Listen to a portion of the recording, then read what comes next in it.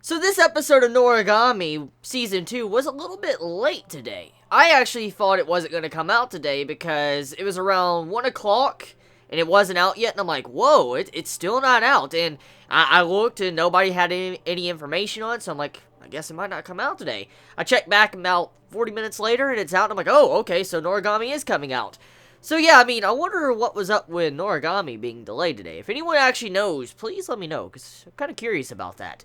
But anyways, this episode of Noragami can be summarized to be Bishimon's redemption, or her paying back Yato for what he has done for her throughout this entire season and last season and before the series even began. Because Bishimon, she dives headfirst into the underworld to save Yato. She doesn't really know exactly the reason of why Yato is down there. She doesn't really know what Ibisu was really trying to do. But Bishimon takes it upon herself to try to save Yato because she realizes Yato has saved her twice already. And as we know, the main conflict of the last arc of Noragami, it was mainly about Bishimon wanting to hate Yato just for she could move on. And it wasn't really Yato's fault to begin with. And to see how she's came to terms with this, and now she's actually trying to move past it on her own will without blaming someone else, for instance Yato, and trying to pay him back to where she will help him, it's a very good redemption episode. And it really goes to show you the reflection of Bishimon's character, of how much she has changed from the first part of this season, or the first season, compared to this ending finale part of Season 2. Yato in this episode, there was something he said that really stood out to me, and I feel like I need to cover this. For one, Nora. He goes on a limb to say that Nora has never corrupted him. And that makes me kind of wonder, how does Nora really feel about Yato? Because we don't really know the exact thought process of Nora. We don't know really whose side she is on. I mean, we can assume she's on Yato's, but there is a lot of gods that, you know, kind of have their name on her. Hiyori, she's walking with Yukine through a forest, and all of a sudden she gets attacked by Kugaha. And of all people I did not expect to see him reappear already. I mean, it kind of makes sense that he would reappear before the season ends, because we know he was connected somewhat to Ibisu.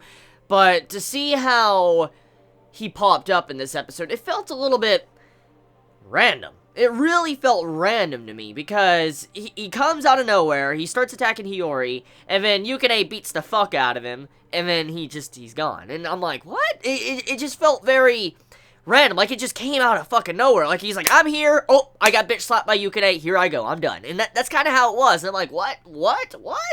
So, I don't really know how to feel about that scene as well in this episode, because it just felt like, I don't know, just Kuga got the fuck beat out of him, and that was pretty much all there was to it.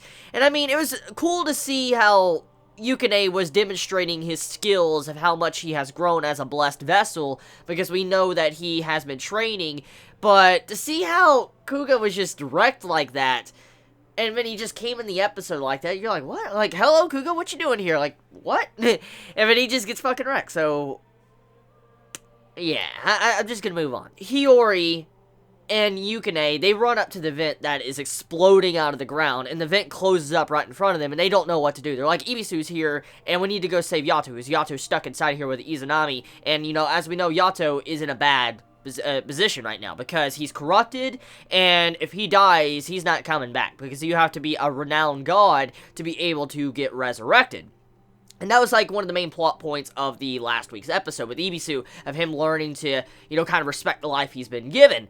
And seeing how this was done with, you know, finding out that Yato is about to just die. Like, Yato thinks he is about to die. He's like, I'm dying here, Nora. This is probably our end. And Nora's like, I'd be fine dying with you. It's a very heart-touching scene.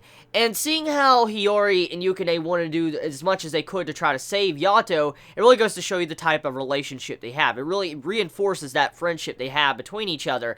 And seeing Bishimon kind of just doing what she has to do for Yukine and Yato, it really made me just respect Bishimon a whole lot more. Because that scene was kind of similar to what we saw earlier on in the first half of the season. As we can remember from the first half of this season, you remember where Kazuma, he ran up to Yato, he's like, please save Bishima, I'll do anything, I'll even do anything for you, I'll become a Nora, whatever.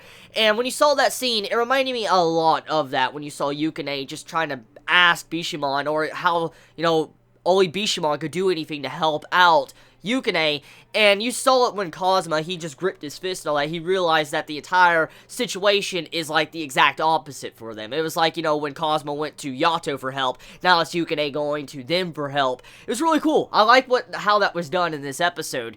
But that's about it. I mean, we have it to where Izanami's being a little bit creepy, going into skeleton mode.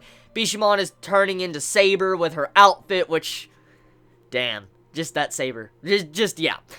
And so, yeah, I mean, this episode of Noragami Season 2, I heard some complaints about this episode on Twitter, and I don't really know how to feel about that, because I heard they've changed some things, and knowing Studio Bones, they're really known for that. They're known for changing things up to be a little bit more anime original towards the end, and that's one of the main reasons why I feared Boku no Hero Academia getting an anime by Studio Bones, but I don't really know what they have changed, so also, if you're a manga reader, if you could clarify what they have changed, but not spoil, please do so in the comments below. But yeah, you all have a wonderful day or night wherever you live. Please be safe. Chibi out.